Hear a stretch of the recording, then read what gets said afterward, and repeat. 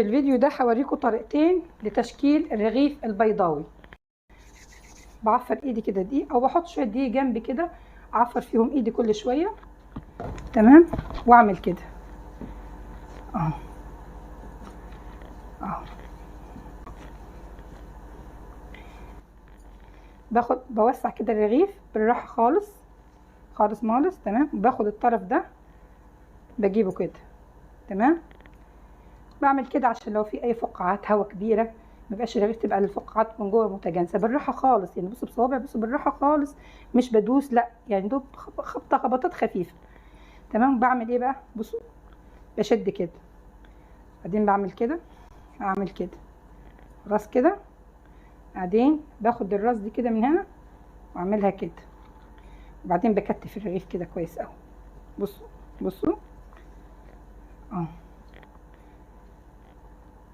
كل ده وانا ايدي خفيفه يا جماعه برضو على الرغيف. بصوا بعد كده هعمل ايه؟ بصوا اه اه،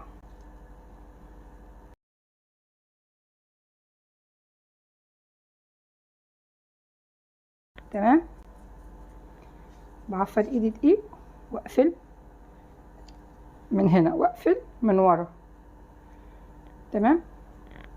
اخد شويه دقيق كده على سطح الرغيف كده، يدوب كده يدوب كده، ماشي. واعمل كده، اربطه كده بالسكريبر على ايدي، واجيب السله بتاعتي واحطه في السله، تمام. هسيبه يريح وبعد كده هقفله تاني. خلاص، هنعمل واحد تاني دلوقتي اهو. الرغيف مش هرش دقيق تاني تحته ولا فوقيه ولا اي حاجه، اهو مرشوش عليه خلاص، تمام. هقلبه كده واوريكم الطريقه التانيه للتشكيل. بشد كده اوسع الرغيف كده، تمام تمام. اديني وسعته اهو. بروح عامله كده واجيب جايبه الطرف ده على ده كده واقفل، تمام. بعد كده بلف اهو، مفيش اسهل من كده يعني، تمام. وبقفل الناحيه دي وبقفل الناحيه دي اهو.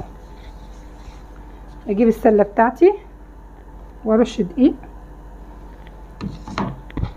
واخد الرغيف بتاعي وانزل بيه في السله واسيبه يريح، وبعد كده هشده تاني، تمام. ده كان اول واحد عملته. ابتدي اعمل كده كده، اقفل كويس، ادي الشده الاخيره، تمام.